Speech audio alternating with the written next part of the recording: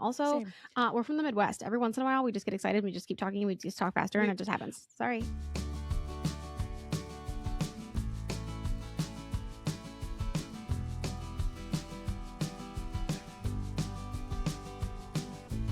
Welcome to Book Talk Etc., a podcast bound to grow your TBR. I'm Tina from TBR Etc. And I'm Hannah from Handpicked Books. This is a conversational podcast about books and more from two Midwest mood readers who are easily distracted by new releases.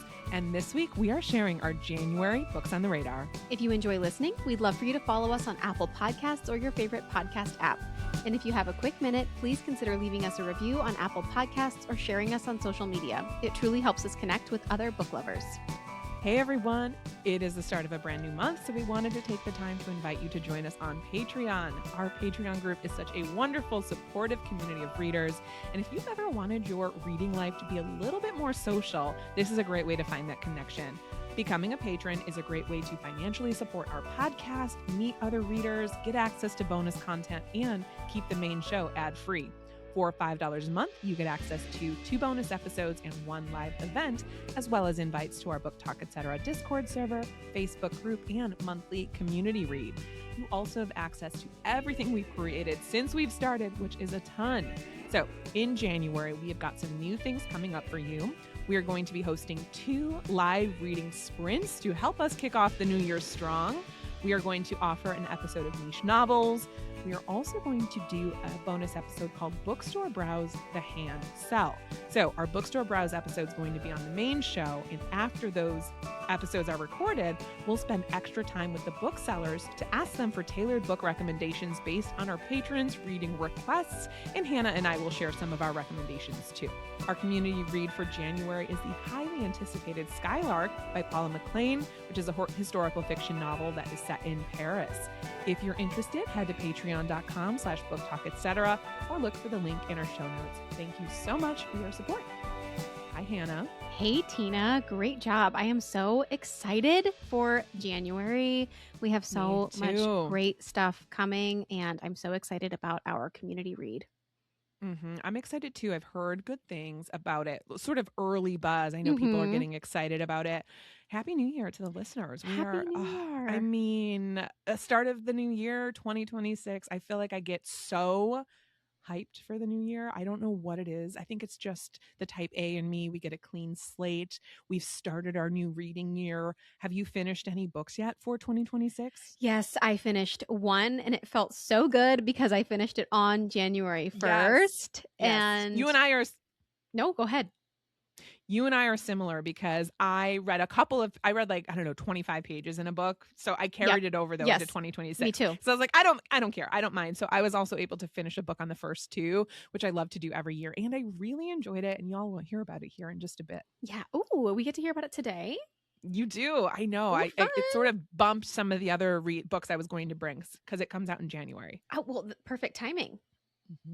Look at me go. Look at you go. That is one of my unspoken goals that I'll probably forget about, but I do like the idea of bringing to our Books on the Radar podcast episodes. I like the idea of bringing and reading one of that month's releases. Oh, right? I like that. I feel like that would be fun. So we'll see if I fresh can, for people. Yeah, you know me. I need another goal or another thing to strive toward. But I will kick things off with my loving lately. If you're ready for that, I am. Let's do it. Oh. All right. So my loving lately is another Jonathan find. I swear to you, this man has great taste. It is an Etsy company that sells a lot of different things, but specifically oils for your diffuser. It is called Country Road Candle Company, and they are out of Summersville, West Virginia. And so they sell all sorts of things that smell good, like non-toxic soap, wax, diffusers, laundry detergent, laundry boosters, and Jonathan bought our girls little diffusers for their bedrooms, and we didn't have many oils. Like I'm talking, I had one from like an MLM party from 10 years ago. I'm like, okay, this oil is crusty. Like this is no longer usable. And so he ended up making an order from them, and it came super quick. I swear it came in like a couple days. But what I love is that this is a big bottle. This is an essential oil, or it's a diffuser oil specifically, and you add 4 to 5 drops to your diffuser. And it contains essential and synthetic fragrance, oils. What I love is that this is 2 ounces that I'm holding, so I feel like this is going to last a really long time. And they have such unique smells. This one I'm holding is called Sweater Weather. I love it so much. It smells just like the candle from Bath and Body Works. It is fantastic. Nice. And they also have a ton of unique smells. Like they have a coffee shop one, they have pineapple, and then they have some of your more staples like vanilla or teakwood mahogany. The price is right. This was $9 per bottle, so nothing crazy. Although Jonathan did go a little bit crazy with how many he got. I think he had some sort of coupon or free shipping or God only knows what. So we got to sample a lot of different smells. But I'm really excited about this shop. I will link that in the show notes below. And again, if you are a diffuser person, or if you like your house smelling good, I think this is a really good way to get that done. My loving lately is an Etsy company called Country Road Candle Company. Well, I need to be better about having a diffuser. I've always wanted one, and I keep thinking about getting one, and I just haven't done it yet. So it's awesome. And it's so fun now. We have a couple now in different rooms of the house, and you like walk by. I'm like, oh, there's linen. Oh, over here's coffee shop. Over here, is whatever smell. So you're kind of getting these different smells throughout the house. And they work really well. There's great throw, as they say in the scent community. Great throw. I've never heard that term before, and I love it. I think it's more related to candles, but like, who cares? Scent stuff. It all smells good. All smell stuff. That's okay. Right. Well, my loving lately is it's not kind of. It is this thing that I've been using every day. It's become a new everyday staple for me, but it's new to me. And I know that there are many people out there that use these all the time, but I have finally found a disposable biodegradable face towel that I really like. And it is from the company Ourmed. And I have been using these for my face washing because I have recently gotten more, like my skin has gotten more sensitive. And so it's been hard to keep up with washing face towels and things like that. And so I wanted something that for when I needed something disposable, I didn't have like a perfectly clean face towel to use, that I had something that I could use for especially putting on like my toner or kind of those one-time use face cleaning products or even face makeup products, that I had something that I could use that was clean for my face. And so I got these. They come in a 50 count or 60 count box, which is really nice. And I don't use these every day because even though they're biodegradable, it's not something that I want to use every day. But like I said, when I don't have a clean towel to use, because keeping up with laundry is tough. It's a task and it's a beast for me. It's one of my least favorite things to do. Me too. So yeah, this has been a lifesaver for me. I like this brand specifically because they have a nice weight to them, and they don't break apart. They actually stay pretty firm, but they're also really soft. I am very sensitive to how things feel. I'm very texture sensitive, and these don't feel too rough or too like microfibery. I really don't like the way that feels. That's like makes my teeth hurt, microfiber. I know, me too. So they have a really good texture, but they don't like break apart when they do get wet. So this has been a great resource in addition to my skincare routine. That is the Ourmed Life disposable and biodegradable face towels. It's so funny when you were describing that. I know exactly what you mean. I was like, yep, laundry, can't do it. Like sometimes you just need a clean towel. Yes, I totally hear that. And I was like wondering, like, do they shed? Like, what's the texture like? But you talked about they don't shed. And there are many other different brands. I saw a couple while I was browsing. These are the ones that I chose, and they worked for me. They're like a 10 by 12, so they're a good size. Yeah. But I just keep them underneath my sink so that if I need them, I can grab one. You got it. I got They're it. nice and handy. Nice and handy. Well, I love that. I also loved my latest read, which is Just Watch Me by Lior Torenberg. This I think I actually brought as somewhere. I talked about this before it came out. Maybe it was a shelf edition, I think. But anyway, the book is about a woman. Her name is Dell, and Dell is a mess. Dell is barely keeping it together. She's behind on rent. She dropped out of NYU and her student loans are coming due. She has this perpetual stomach pain. But worst of all is that her younger sister Daisy is in a coma at a hospital that wants to pull the plug. And she, in the very beginning of the book, loses her job. That's right in the synopsis, and ends up sort of selling plant propagations to trust fund kids to try and get by. That's not really doing it for her, though. So she decides to impulsively start a 24-hour live stream to fundraise for private life support for Daisy. And she gets on camera and ends up being really, really good at it. She's sort of mean to everybody. She loves blocking people. And there's a market for it. People, are there and they sort of come to fall in love with her online persona and end up giving her donations. And she's sort of getting more and more famous and chasing that high. Because I guess on this platform, you get rankings, right? And she's sort of like, oh my gosh, I've cracked, her goal is to crack 100,000 to sort of, because the more visibility you have, of course, the more money you could raise. She then discovers she has a talent for eating spicy food and decides to sort of work with her subscribers to eat hotter and hotter peppers, and eventually works her way up to one of the hottest peppers on earth, the Carolina Reaper. The problem is, though, one of the people that is following her on her account is a troll, and he is threatening to do some things that, wouldn't be great for her. This is narrated over 7 chapters. So she is online for 24 hours a day for 7 days in order to try and raise money. Her big thing is she just wants one more week with her sister on private life support. And I think she has to raise something like $14,000 to get there. This book, okay, I loved it. I really, really did.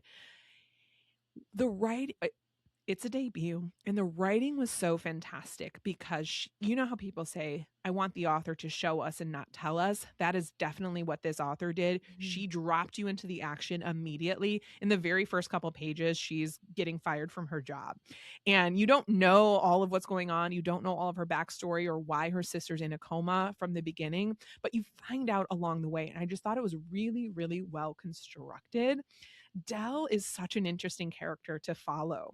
She is a jerk and she knows it, and yet she's still endearing. Like, it's really interesting because she could have been this very unlikable character. And at certain points I wanted to shake her, but also I was like, I cannot look away from her. I just had to figure out what the end game was. Like, how is she going to end this? Like, is she going to raise enough money for her sister? What's going on? And there was like a lot of elements of suspense, like a lot of different times throughout her 7 days where I was like, oh, how's this going to end? She would just do things that would shock me. And it sort of felt very authentic. Like, this character felt like somebody that was real, that I could know in real life. I love that the author explored these niche worlds, like this live cast. I didn't know about this type of part of the internet. I also love that she explored peppers. Like, I learned a lot about hot peppers, which was really fun. And I ended up in it, you're hearing a lot of the chatters. So, you come to recognize their usernames, and I started to get really attached to them as well. Like, at one point she wants to block one of the ones that has been with her since the beginning. And I was like, no, don't do that. Like, I want to keep her around. But I thought this was great. There's a lot of different themes that this book is able to explore.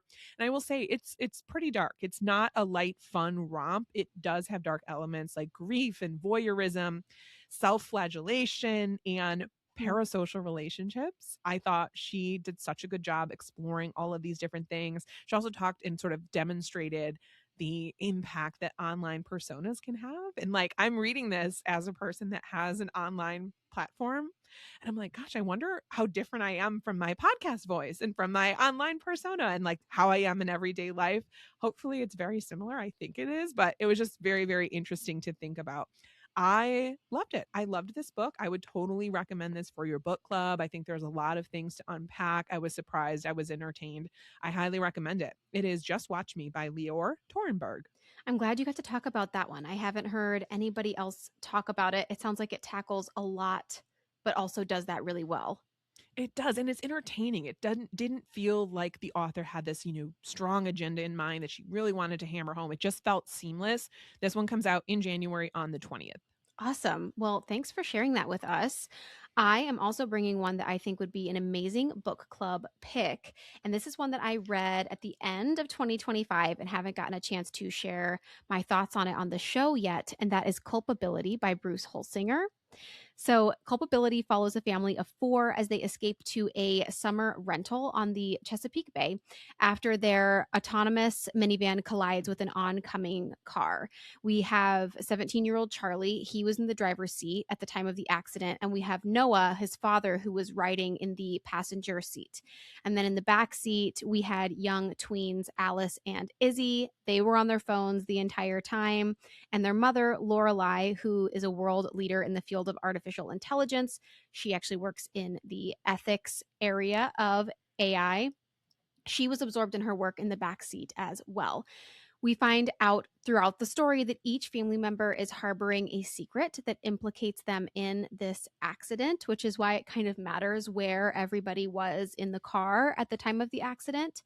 And those secrets start to unfold throughout their stay in the summer rental on the Chesapeake Bay.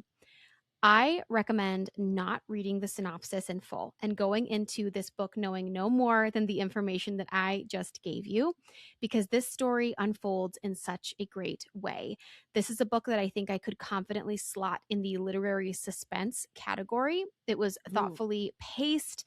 Yeah, it was thoughtfully paced. It was not this book that had this breakneck speed or mystery or thrill that we're trying to uncover quickly, but things slowly get revealed to us as readers in a way that also unpacks character stories. So we're getting really great overall character and family development along the way, too. I thought this book was smart. It asks really big questions that at the end of the book, I personally didn't even know I had the answers to. I am still thinking about what would I do with questions that were brought up in this book. And I love when a story does that. I think this would be an incredible book club book. I am genuinely jealous of book clubs that will get to discuss some of these really fascinating questions about AI, ethics, coming of age in the era of technology, and to what cost do we protect the ones that we love? All great questions that foster such good dialogue and book clubs are tackled in this story. While this was not a 5-star read for me, it's not perfect. I think I struggled a little bit through the middle of this one. It kind of had that mid-book slump, in my opinion. I would overall highly recommend this one. It asks good questions. It was compulsively readable, and I think it has a lot of cultural relevance in it as well. So that was Culpability by Bruce Hollsinger. Great review. I will be reading this in January. We are trying to read through the Aspen Words Literary Prize long list with our patrons, and that one I had slotted for January. I'm so excited because I think I actually skipped this initially. I didn't even bring it to New Release Tuesday because I was like, what's this about? I don't like the synopsis for me for some reason didn't do it for me. And I was like, I don't know if I want to read about AI. I love that it's about the ethics of AI though. I think I was like tapped out at that moment when the book was picked as an Oprah's book club pick, but now I'm even more excited to read this. I think too, maybe I'll suggest it for my book club. Guys, if you're listening, I want to do that one. Yeah, I think it would be great. And I think that I know your book club in person does mostly thrillers, but I think that this is adjacent enough that it could totally work. Yeah, I think it would totally work too for like a wide variety of readerly interest. Yes. The first book that I'm bringing for our January Books on the Radar episode, I do not think has wide appeal, but it's appealing to me. It is The Bloody Brick Road, a Wizard of Oz retelling by Maude Royer. Yes. Have you seen the cover of this? No, but I just love whenever you bring Wizard of Oz. I was like, obviously, the cover is fabulous. Obviously, I wanted to get it as soon as I saw the cover. This is a horror-soaked reimagining of The Wonderful Wizard of Oz. And this is for fans of Tender is the Flesh and Mayfly. I mean, yes, love that. When 19-year-old Dorothy finds she's pregnant, the road ahead seems bathed in golden light. She has a hardworking boyfriend, a beautiful home, and a job where she works with her best friend. But on October 2nd, 1994, everything changes. A reckless driver causes a massive freeway pileup, and this hospital in Montreal is suddenly overwhelmed with trauma victims, including 5 mothers-to-be. Days later, Dorothy leaves the hospital alone and suddenly finds herself without a boyfriend, without a job, and without any direction. Fast forward 24 years. Now, the city of Montreal is plagued by an extremist group, the Winged Monkeys. The gruesome murder of a young man has just made headlines. You're following a lieutenant and their partner, and they've been brought in to investigate. And just when they begin to wrap their heads around the heinous act of violence, another young man is found brutally murdered, and then another. It gets very bloody and gory, and the investigators are racing against the clock to solve the murders. This is an unhinged retelling of the beloved classic filled with a twisted cast of your favorite characters. And I think it sounds fantastic. I hope it's really good. This is translated from the French, and I am ready to give this one a shot. This one comes out on January 6th, and I am so interested. It's called The Bloody Brick Road by Maude Royer. I looked it up while you were chatting about it, and the cover is epic. You did not lie. So good. It's so good. It's almost like, oh, what's the right word for it? It looks almost, well, it not almost, it looks campy. Yes, because it's like cheesy, but in a way that's intentional. Like it Yes. knows it's cheesy, I think. It's meaning to do what it's doing, and it's serving it well. I love it. I think I love it too. And I think now that I'm looking at it, I think the person on it looks like Taylor Swift. So now I can't unsee that. Yeah, I can see it. They also kind of bit. look like a mix between Taylor Swift and Anne of Green Gables. Yes, you're right. With the braids, with the red braids. I love it. I love it. Well, that was a fun side tangent. I will report back. Thank you. Please do. My first book is This a Cry for Help by Emily Austen. I almost always read her books when they come out every year. This one sounds really good and a little bit different from some of her other books, which I'm excited about. This book is about Darcy, whose life feels settled in the best possible way.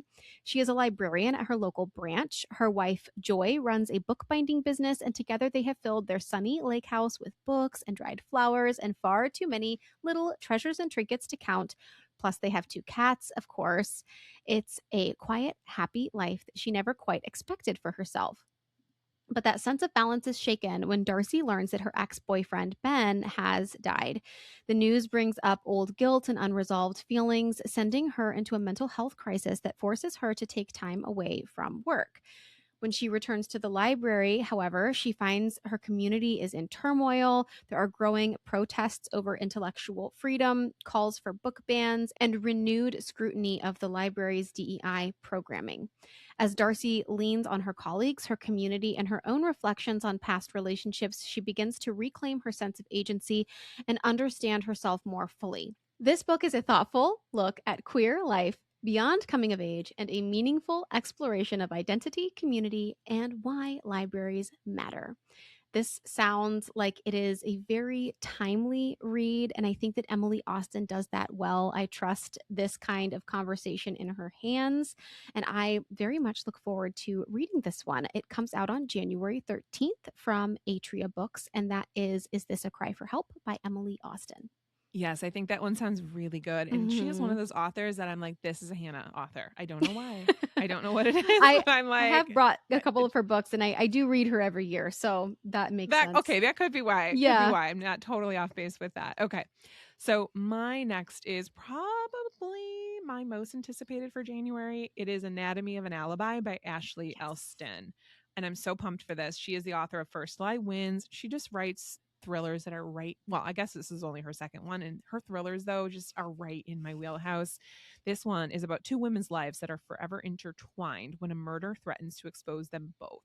So it opens at Chantilly Bar, and everyone there noticed out-of-towner Camille Bayliss. Red lips, designer heels, sipping a Negroni. But that woman wasn't Camille Bayliss. It was Aubrey Price.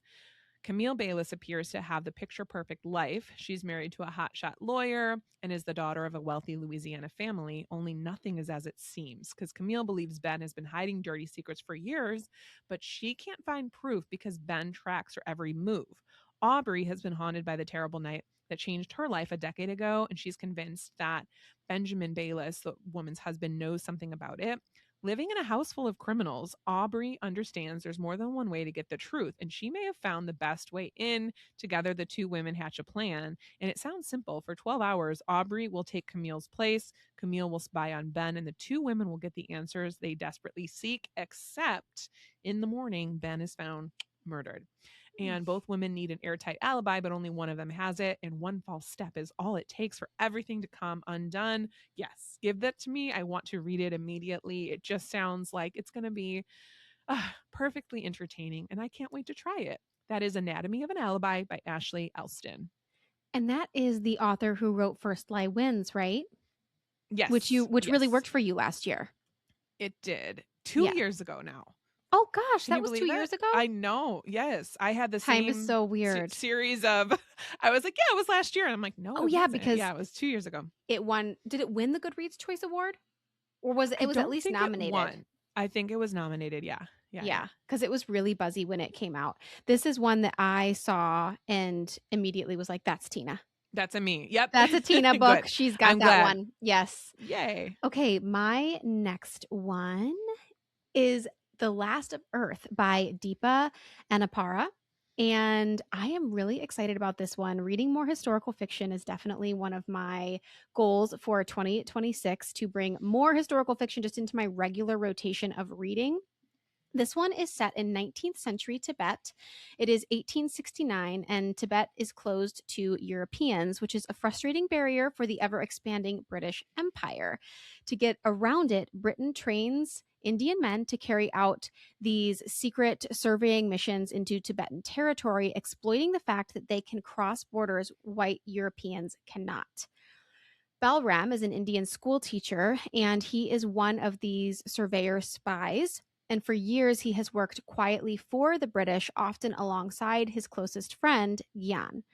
When Gyan disappears on a mission and is believed to be imprisoned somewhere in Tibet, Balram agrees to return, this time guiding an English captain on a reckless expedition. Disguised as a monk, the captain wants to do the exploration himself, determined to map a river running through southern Tibet. Along the way, Balram's path intersects with Catherine, who is a 50-year-old Western woman traveling in disguise on her own. Shut out of the all-male Royal Geographical Society, she is determined to become the first European woman to reach Lhasa. As Balram and Catherine journey deeper into Tibet, they face brutal terrain, violence, illnesses, and the constant threat of discovery. Just as challenging are the internal struggles they carry with them: grief, ambition, doubt, and the weight of their past choices. This is said to weave together multiple perspectives to explore friendship, family, and the lasting harm of colonial obsession, cementing this author as a bold and deeply thoughtful storyteller. I have not read from this author before, but I know that they wrote Gin Patrol on the Purple Line, which is a book that came out, oh gosh, it's been years ago now, but I believe that it was not buzzy, but I think it was kind of highly acclaimed. I remember a lot of literary folks were talking about Gin Patrol on the Purple Line, people that I followed, and then I think it got recognized for some awards as well. So I do know that this author does some great work. I just have not experienced it yet, but this sounded really interesting to me. It sounds like it kind of is trying to tackle a lot in a really big story, but I'm curious to see if they pull it off. That is The Last of Earth by Deepa Anappara. Comes out January 13th. I am so glad you brought that. I too would like to incorporate more historical fiction, because I think that was my highest rated category from last year. I like the sound of this, and I love talking about niche things that stand out to me. I love when people are traveling under cover or in a disguise. The stakes are high. I don't know. Right. The stakes are high. So when you said that, I was like, this sounds really good. Yeah. Sounds like there's high stakes there. Okay. All right. Next for me is another thriller, and it's called Very Slowly All at Once by Lauren Schott. And this one, did you bring it? No. Okay. So this one, oh my gosh. This one, oh my gosh, sounds really good. It explores the dark side of the American dream. You're following Mac and Haley, who have worked hard to achieve their upper middle class life, promising careers, 2 beautiful children, and a brand new house in the exclusive lakefront village of someplace in Ohio. I'm not going to try and pronounce that. Brattonhall. Not that everything's perfect. Aging parents, problems at work, and even the upkeep on that glorious home have been causing the two increasing amounts of worry. When a small check appears in the mailbox from a mysterious company named Sunshine Enterprises, Mac assumes it's from his wealthy estranged father trying to buy his way back into their lives. Though he'd rather rip it up, Mac deposits the needed funds. To his surprise, the checks keep coming, each for a larger and larger amount than the last. When Haley finds out what's going on, she has her own suspicions about what's happening and why they're coming. Despite growing uncertainty over the identity of their benefactor, Mac and Haley keep taking the money. After all, there are bills to pay. It is a choice with dark repercussions, as the couple soon learn the hard way that nothing in life is free. Suddenly, the Evans find themselves in a harrowing arrangement with someone who will stop at nothing to get a return on their investment. Huh? Hello. That sounds fabulous. I can't wait. That last sentence. I'm so excited. I know. Who is sending the money? What do they want from them? Why are they targeting them? I must know. And I intend to find out. That another thing I'm doing for this year, Hannah, is having such plans for the year. But I'm having January. Come on. It's January. I'm having a priority TBR. Meaning each month with the new releases, I want to read, like, I want to kind of have 4 or 5 that are on my radar. Like, great, these are new releases that I definitely want to try and get to sometime soon. You know, because I do this thing where I'm like, great, I'm so excited about it, immediately forget, and it doesn't go anywhere. So I'm trying to be more intentional about that. This one's definitely going on that list. It's Very Slowly All at Once by Lauren Schott. That is a great title too. Yeah, it is. That's a good title. Right. Yeah, that's a title to keep on your noggin for one of the best titles of the year, I reckon. Right. Yeah. Okay, my next one. Good question. Which one am I going to bring next? Okay. Who knows? I'm going to bring The Rules of the Heart by Janice Hadlow. And this is a little bit of a chunky one, but it sounds really good. This is set in England in 1794, and we are following Lady Henrietta Bessborough, and she is in her 30s, and she is no stranger to the affections of a younger man.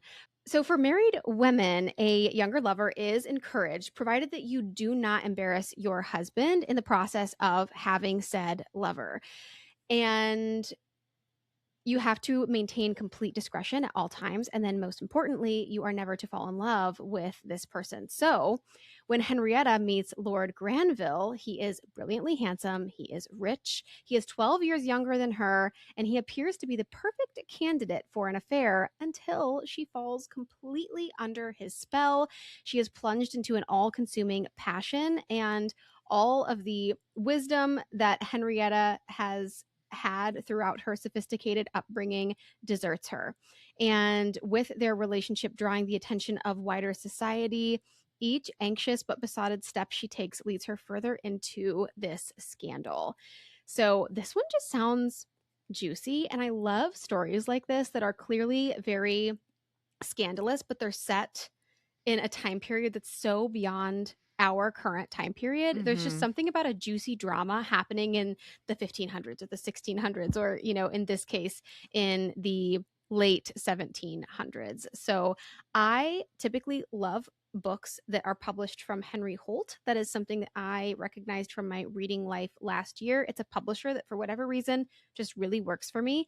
This is a Henry Holt title, and it comes out on January 20th. That is Rules of the Heart by Janice Hadlow.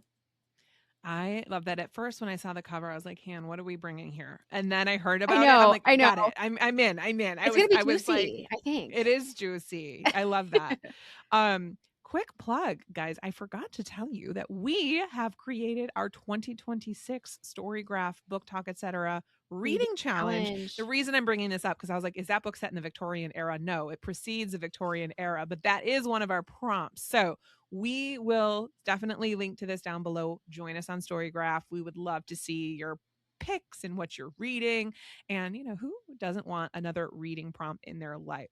Who doesn't want another reading challenge in their life? So we will link that below, but wanted to quickly plug that because I forgot to tell our listeners about it.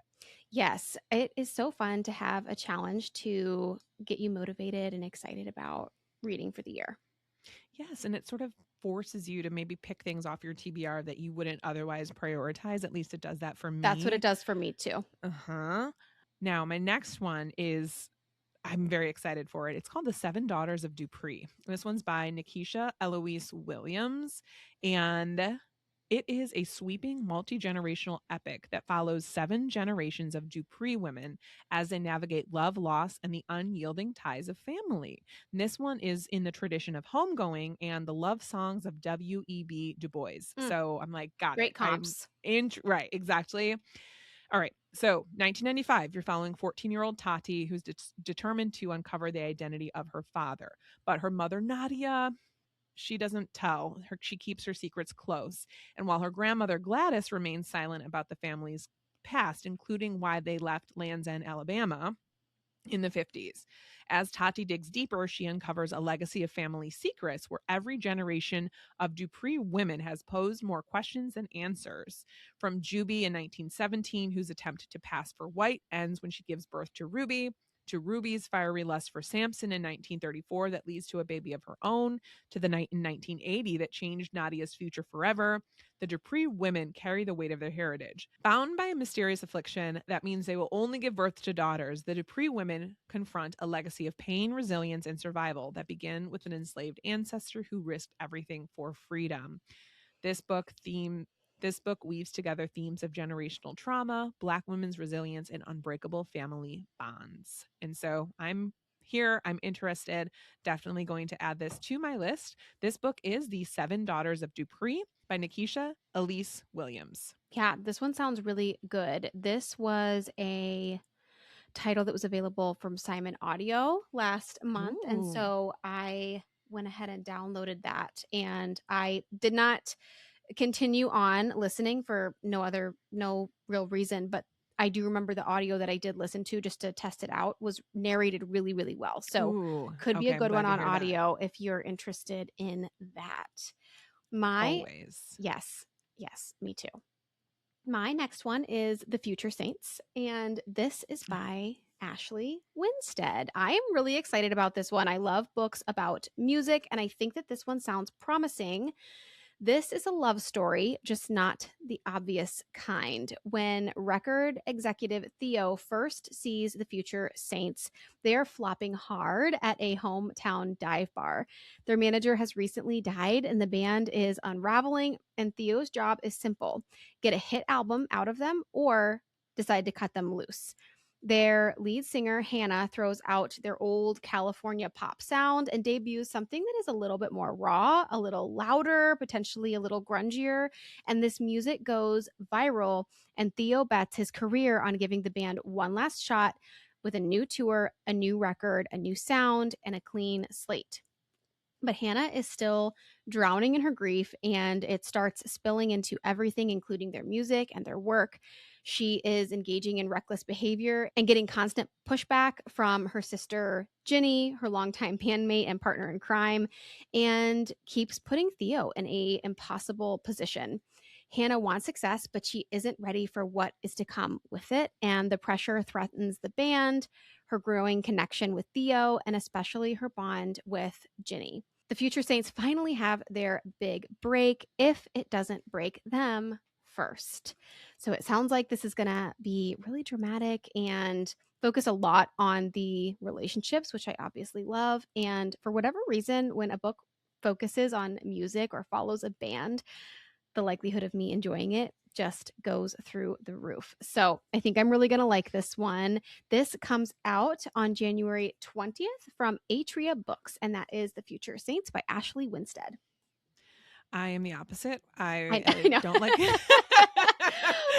Sorry, Dana. No, I love that you brought it because I know a lot of people will enjoy this. I think you might have pitched this for one of our community reads for this year. And I was like, I don't like music. I don't like music. And I don't like art. Decided against it. Yeah. So Not anyway, a good book for our community, but yeah, I might like it. Well, specifically for me. Okay. Yeah. Oh, but we have a lot of readers that read very similarly to you, you know? So I don't know what it is. It's because I don't have an imagination. So like whenever there's like lyrics or a band. You're too hard on yourself. It is not because you don't have an imagination. It's because you it's part of my charm. It's because you have a preference. Because I don't visualize. No, I swear it's because I don't visualize when I read. I could imagine that being challenging for like art related. I'm like, okay, there's nothing there. When they describe the paintings, I'm like, I don't know. Anyway. Or when they sing the music. Or when unless they're singing for real, like in Sea Scraper, Benjamin Wood sang me a song, and I loved that. Like I like music, but I need to hear it. I can't deliver it. You cannot just read lyrics because I will skip over them. Like I don't like. Yeah, that's fair. I'm already annoyed by everybody obviously comparing this book early on to Daisy Jones and the Six. I'm like, every book that doesn't, or every book that has music in it does not need to be compared to Daisy Jones and the Six. I know. I refrained. So many books out there that have similar like subject lines, whether that's like an art heist or a, name the trope, and it doesn't have to get compared all the time. So it's so funny. You're right. Cause that gets all the comparisons. It sure does. All right. My final one, I think sounds so fantastic. It is Missing Sam by Thridi Umrigar. And this is a story of a woman who goes missing on a morning run and her wife's determination to both find her and clear her own name. Okay. So one night after a party, old grievances surface between a married couple, Aaliyah and Sam, and the night ends badly with a heated argument. Sam goes for a run early the next morning to clear her head, and she doesn't come back. Aaliyah reports her wife missing, but as a gay Muslim daughter of immigrants, she can't escape the scrutiny and suspicion of those around her. Scared and furious and feeling isolated as strangers and acquaintances alike doubt her innocence, Aaliyah makes one wrong choice after another. She must fight to prove her innocence in the public eye, even as she is torn between her fear that Sam is dead and her desire to find and save her wife. But is safety ever truly possible for them? It's a provocative examination of suburban mores and captures the terror manifested in today's political climate and the real dangers, both physical and psychological, of being brown and queer in America. I think this sounds so intriguing, and I'm so excited to give that a shot. It is Missing Sam by Thridi Umrigar. This is an author that I love, and I'm so excited that she is coming out with another book. I didn't know until I was like researching for this episode. I'm like, what? I need that. Yes. Yeah, if you want another just random recommendation thrown in here, The Story Hour by Thridi Umrigar is one of my favorites. It is so good. I read that in 2020, pretty close to when, I think it was like right after the pandemic started. So I remember reading that one and really enjoying it. I did not. I've never heard of that book. Thank you. It was very good. Okay, my last one, I think we're on to our last picks, is Crux by Gabriel Tallent. And this one sounds so good. This is about Dan and Tama, and they are in their last year of high school in the southern Mojave Desert. And one is a gifted golden child, and the other is a very rebellious burnout. They are climbing boulders in trash-strewn parking lots during cold desert nights, and they seal their unique bond and a dream life of adventure. As the year progresses and adult reality looms, they are rocked by a change, and they are pulled apart by irreconcilable obligations. Differences of class, talent, and prospects take on new importance, and options dwindle, and their decisions grow ever more consequential and perilous. It feels inevitable, finally, that something is going to have to give. This book is said to have a magnificent gift for nature writing, which I love, and a joyful appreciation for the redemptive power of friendship. It says that this book is going to give readers a rollicking, adrenaline-filled, and soul-searching novel about risking everything to change your life.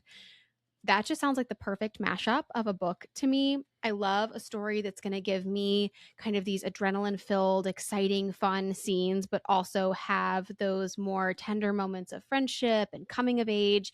Sounds like this book might have kind of that action-packed, but also emotional depth that I really crave from a solid read. And this one comes out on January 20th. It comes out from Riverhead Books, and that is Crux by Gabriel Tallent. Yes, this one sounds so good. And I like again, books that include really niche things that the author happens to get interested in. And I like the idea of rock climbing as Me too. One of the topics. Me too. All right. So are we sharing our current read? Yeah, let's share our current read. What are you? What am Wait, I what am I reading? What are you reading? I don't know. That's a great question. No, I know what I'm reading. Okay.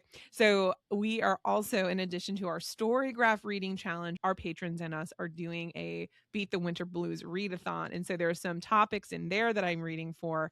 And one of the topics is read a book with fireworks on the cover. And I was like, this is going to be a challenge. So I grabbed Party of Two by Jasmine Guillory. And this one I'm about, I don't know, 40% of the way through. I'm loving it. I've read this author before, but I haven't read them in a while.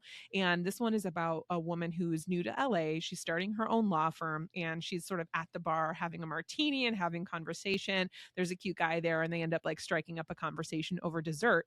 And it turns out he is a junior senator named Max Powell, and the two hit it off. And it's been lovely so far. So I'm really glad to our readathon for like, I never would have prioritized this for no real reason other than there's so many other choices, but I'm very much enjoying it. I'm so delighted that you're reading a romance. And what's so funny about this is that I'm reading a mystery. So why not? Listen, why not? Let's just switch it up to be fun. I am currently reading Needle Lake by Justin Champagne. Good. But this is a mystery that I knew I was going to be picking up that I was really excited about. This is the story about two cousins. They are on very different sides of girlhood. They spend one winter together that changes both of their lives forever. This is set in a winter setting. There's kind of a main event that happens on Christmas Eve that the whole story kind of revolves around. And I'm only 2 chapters in, but I am so pulled in already. I am so excited about it. It has such a good opening chapter already. I am already so eager to, hear about the mystery taking place and what is going on with these two girls, etc. I just love the way Justine Champagne writes, and I'm so excited to continue. So I am currently reading Needle Lake by Justine Champagne. I think that one sounds really good. I think I have a copy of it somewhere, and it sounds excellent. Yes, so good. All right, folks. Well, that is it. That's our first episode of 2026. Thank you so much. And that is it for today. We thank you for spending a part of your day with us. Links to all the books mentioned can be found in the show notes. And if you enjoyed today's episode, you can help us by following wherever you listen or by leaving a review on Apple Podcasts. It helps us get our show out to new listeners and grows our audience. And don't forget, if you'd like access to exclusive bonus content and community, you can join us for $5 a month on patreon.com/booktalk, etc. If you'd like to connect with us, you can email us at booktalk.etc@gmail.com. You can also connect with us both at Booktalk Etc. on Instagram and YouTube. You can find Tina at TBR Etc. and Hannah at Handpicked Books. Talk to you next week. In the meantime, remember, everything's better with books.